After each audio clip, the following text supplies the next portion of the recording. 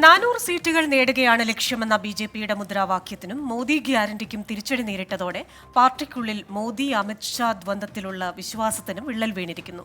ആവർത്തിച്ച തെരഞ്ഞെടുപ്പ് വിജയങ്ങളിലൂടെ RSSനെ പോലും തന്റെ വരുതിയിലെത്തിക്കാൻ ശ്രമിച്ച മോദിയോട് ഇനി RSSന്റെ സമീപനം എന്തായിരിക്കും? ബിജെപിക്ക് മേൽ RSSന്റെ കടിഞ്ഞാൺ ശക്തിപ്പെടുമോ? बोलिए भारत माता की, भारत माता की.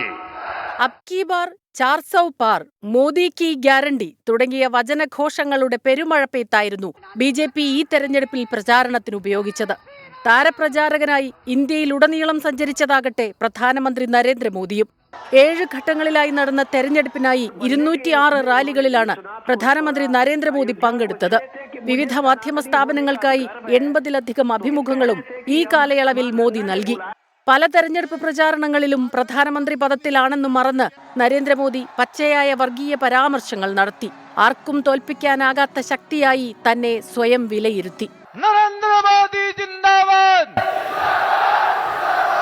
മോദി ഗ്യാരണ്ടിയിലും ജനപ്രിയ പദ്ധതികളിലുമൂന്നി 360-നുമേൽ സീറ്റുകൾ നേടാനാകുമെന്ന പ്രതീക്ഷയിൽ തന്നെയായിരുന്നു ബിജെപി. കഴിഞ്ഞ 10 വർഷത്തിനിടെ RSSനെ പോലും കാൽക്കീഴിലെത്തിക്കാനുള്ള നീക്കങ്ങൾക്കാണ് ഇന്ത്യ സാക്ഷ്യം വഹിച്ചത്. RSSന് പ്രിയപ്പെട്ടവരായ നിതിൻ ഗഡ്കരിയെ പോലുള്ള നേതാക്കളെ മോദി അമിത് ഷാ ദ്വയം ഒതുക്കിയെന്ന ആരോപണങ്ങളും ഉയർന്നു. ബിജെപിയിലെ മറ്റ് നേതാക്കൾക്കെല്ലാം 75 വയസ്സ് രാഷ്ട്രീയത്തിൽ നിന്ന് വിരമിക്കാനുള്ള സമയമായി പ്രഖ്യാപിക്കപ്പെട്ടപ്പോൾ മോദിക്കത് ബാധകമല്ലെന്ന് അമിത് ഷാ പരസ്യമായി പ്രഖ്യാപിച്ചു. പക്ഷേ തെരഞ്ഞെടുപ്പിൽ ബിജെപി പ്രഖ്യാപിത സീറ്റുകളുടെ അടുത്തുപോലും എത്താതിരുന്നത് ഈ മോദി പ്രഭാവത്തിനും അമിത് ഷായുടെ അപ്രമാദിത്വത്തിനും അന്ത്യം കുറിക്കാനിടയുണ്ടെന്നാണ് രാഷ്ട്രീയ നിരീക്ഷകർ കണക്കുകൂട്ടുന്നത്. ബിജെപിക്കുമേൽ സംഘപരിവാർ കടിഞ്ഞാൺ മുറുക്കാൻ ഈ തെരഞ്ഞെടുപ്പിന് കാരണമായേക്കും. Research desk 24.